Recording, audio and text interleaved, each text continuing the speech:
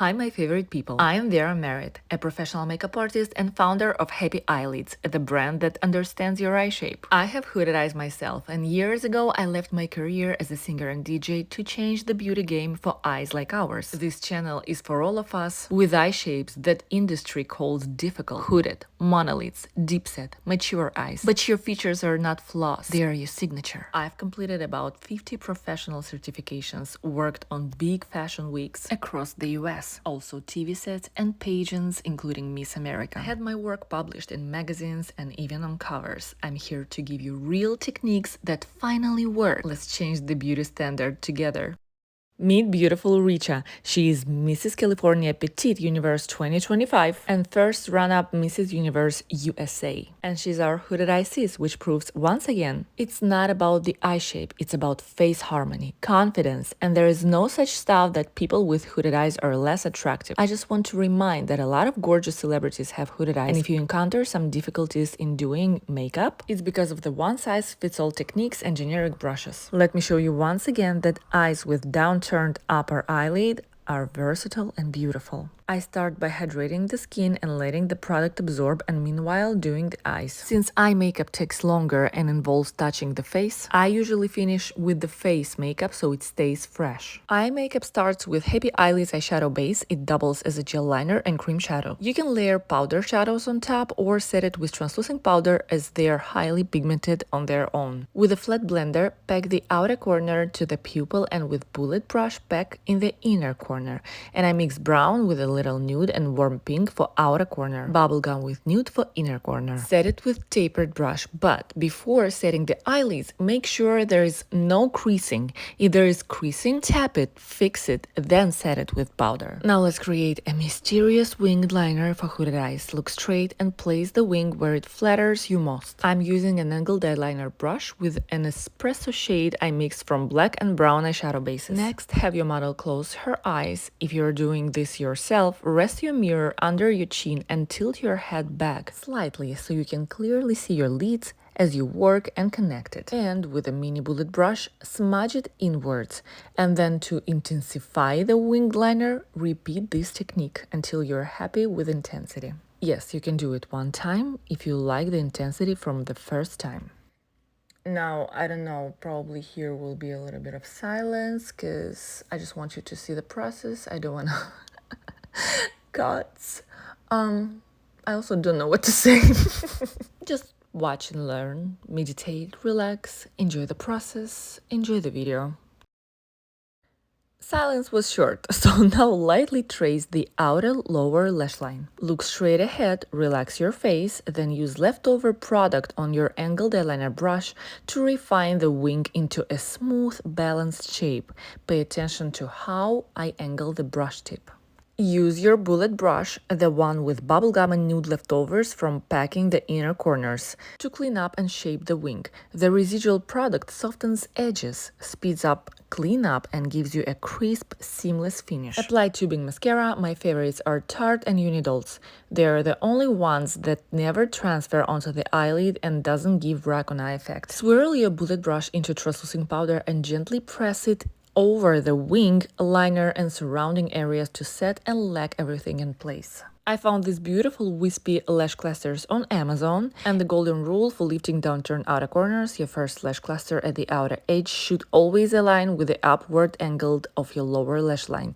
This creates a natural lift. These lashes are soft, dark brown, not reddish, and have a gorgeous natural structure. You can leave them as is for a softer look or apply black mascara when you want more intensity. I'm applying black mascara to the lash clusters for a fluffier, fuller effect, and once the lashes are on, you can intensify or extend your wing liner as desired. Now you've got full freedom to adjust and enhance the look. Angled eyeliner brush fits perfectly in there. Look. I do tight lining by gently stamping the brush into the lash roots. Please avoid tracing over the top of the lashes, especially if your hood is more prominent.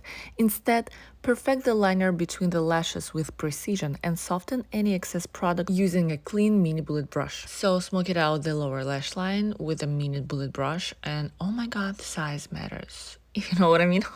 Because smudging the lower lash line was a breeze. And now look at this lining the inner corners process is pure satisfaction. Here should play a song Benny Benassi, Satisfaction. Millennials will understand. Now using the tip of your bullet brush, softly blend the shade along the edge of the lower eyeshadow. This can be bronzer, light blush, or a muted version of your main eye color. Apply tubing mascara on your lower lashes. Do it. This will enlarge your eyes, okay? Don't skip it. I see you. Now these two, they are brilliant for under eye makeup. Seriously, I'm using a clean flat blender and a bullet brush that is a little bigger because if you got my brush set, then there is always two bullet brushes with slightly different sizes for a reason. I've mixed these three shades and I've noticed that this mix is pretty universal for Indian under eye makeup. The key is latte shade. It has a rich yellow undertone that works beautifully with Indian complexions, providing warmth and balance. Now let's see first results. I love seeing side by side. Oh, look at her eyesight. Look at her. She is so cute. Richa noticed the lift and appreciated it. She's excited to see the final result. Now I want you to really observe as I sketch out the winged liner on the other eye. Watch closely. This part is all about placement, angled, and how the brush moves. Pay attention to the subtle adjustments I make to ensure the symmetry and harmony with the eye shape. And then now, I don't know, there is nothing to say. Again, there is silence. Pretty weird because I'm still talking, right? Okay, that's it. Shh. Watch.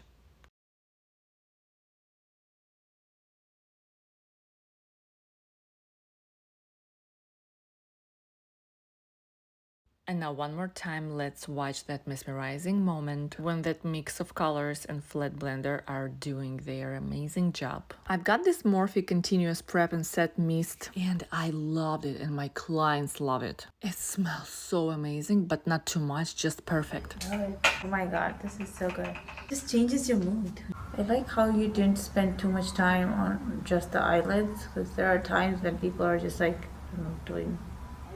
you spend equal time on the eyelids and then on the lashes and then internal eye. Thank you for noticing that. Yeah, no, I'm like, people are like always blending, and like... Because they don't know what to do with our eyes. They're like, oh my god, what should I do? They blend. So it's like most of the times that I've seen that all they do is on my majority of the time goes on the eyelid. Oh, I love to notice these first reactions of the transformation. Yeah. And if it worked, you're lucky. If it didn't, oh well, it's because you have hooded eyes, but it's not because of that. It's because You should know like what face requires what. Absolutely. That's what I stand for.